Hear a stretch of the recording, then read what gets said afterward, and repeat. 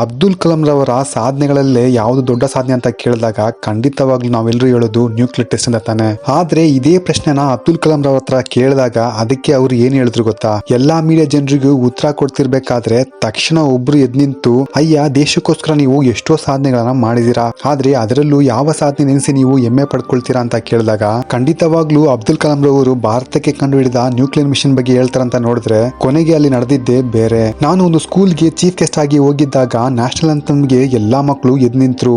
ಆದ್ರೆ ಕೊನೆಯಲ್ಲಿ ಕುಳಿತಿದ್ದ ಪೋಲಿಯೋದಿಂದ ಅಫೆಕ್ಟ್ ಆದಂತ ಮಕ್ಕಳಿಂದ ಮಾತ್ರ ನಿಂತ್ಕೊಳ್ಳಕ್ಕೆ ಆಗ್ಲಿಲ್ಲ. ಕಾರಣ ಅವರು ಹಾಕೊಂಡಿದ್ದಂತ ಆರ್ಟಿಫಿಷಿಯಲ್ ಲೆಗ್ ನ ಭಾರ ಮಾತ್ರ 4 kg ಆಗಿತ್ತು. ಈ ಮಕ್ಕಳಿಗೆ ನಾನು ಏನಾದ್ರೂ ಮಾಡ್ಬೇಕಂತ ಹೇಳಿ ತಕ್ಷಣ ಪರಿಶೋಧನೆ ಮಾಡುವ ಸ್ಥಳಕ್ಕೆ ಹೋಗಿ ಇವರು ವಿಮಾನದ ಭಾಗಗಳನ್ನು ಯೂಸ್ ಮಾಡಿ ಬರೀ 300 ಗ್ರಾಮ್ ಅಷ್ಟರಲ್ಲಿ ಆರ್ಟಿಫಿಷಿಯಲ್ ಲೆಗ್ ನ ತಯಾರು ಮಾಡಿ ಅದನ್ನ ಮಕ್ಕಳಿಗೆ ಹಾಕಿದಾಗ ಅದಕ್ಕೆ ಆ ಮಕ್ಕಳು ನಕ್ಕ ನಗು ಇದೆಯಲ್ಲ, ಅದೇ ನಾನು ಮಾಡಿದಂತ ದೊಡ್ಡ ಸಾಧನೆ ಅಂತ ಹೇಳ್ತಾರೆ ನಮ್ಮ ಅಬ್ದುಲ್ ಕಲಾಂ ರವರು. ಈ ವಿಡಿಯೋ ನನ್ನ ಫ್ರೆಂಡ್ಸ್ ಅಂಡ್ ಫ್ಯಾಮಿಲಿ ಎಲ್ಲರೂ ಶೇರ್ ಮಾಡಿ ಅವರು ತಿಳ್ಕೊಳ್ಳಿ.